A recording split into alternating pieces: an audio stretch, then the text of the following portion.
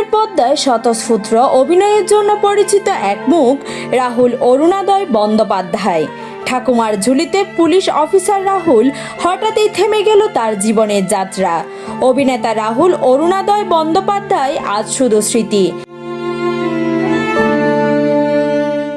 এ যেন হঠাৎ ঘটে যাওয়া এক ঘটনা। 1983 সালের 16 অক্টোবর কলকাতায় জন্ম। খুব ছোটবেলা থেকেই অভিনয়ের সঙ্গে তার সম্পর্ক। শৈশবে মঞ্চে অভিনয়ের অভিজ্ঞতা, থিয়েটার থেকে গড়ে ওঠা তার অভিনয়ের ভিত। এরপর টেলিভিশন ধারাবাহিকের মাধ্যমে দর্শকের কাছে পরিচিত হয়ে ওঠেন। তুমি আসবে বলে এর মতো জনপ্রিয় ধারাবাহিকে কাজ করে নিজের অবস্থান তৈরি করে।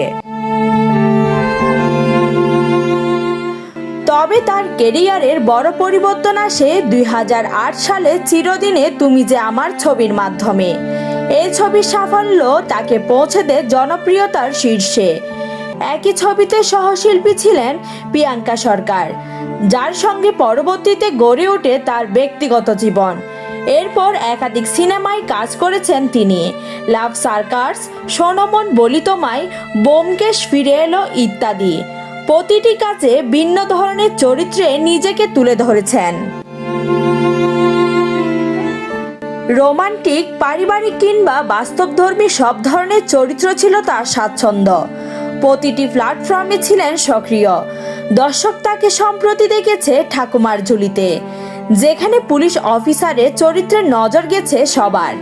অভিনয়ের পাশাপাশি সহজ কথা নামে একটি পডকাস্ট সঞ্চালনা করতেন, যেখানে সহজ ও আন্তরিক উপস্থাপনা দর্শকের কাছে আলাদা গ্রহণযোগ্যতা পান।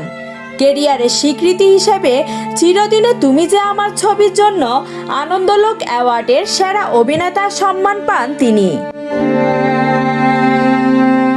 2 দশকেরও বেশি সময় ধরে টলিউডে নিজের জায়গা ধরে রাখা এই অভিনেতা ভোলে বাবা পার কারেগা ধারাবাহিকের শুটিং করেছিল দীঘার তালসারি সৈকতে। সেখানে পানিতে নেমে শট দেওয়ার সময় হঠাৎই তলিয়ে যান সমুদ্রে। সাথে সাথে টেকনিশিয়ানরা তাকে উদ্ধার করলেও ততক্ষণে রাহুল না ফেরার দেশে। রাহুল অরুণোদয় বন্দ্যোপাধ্যায় একজন অভিনেতা, একজন পরিচিত মুখ। তার কাজ আর উপস্থিতি পর্দায় বেঁচে থাকবে বহুদিন। News desk, Hindus news.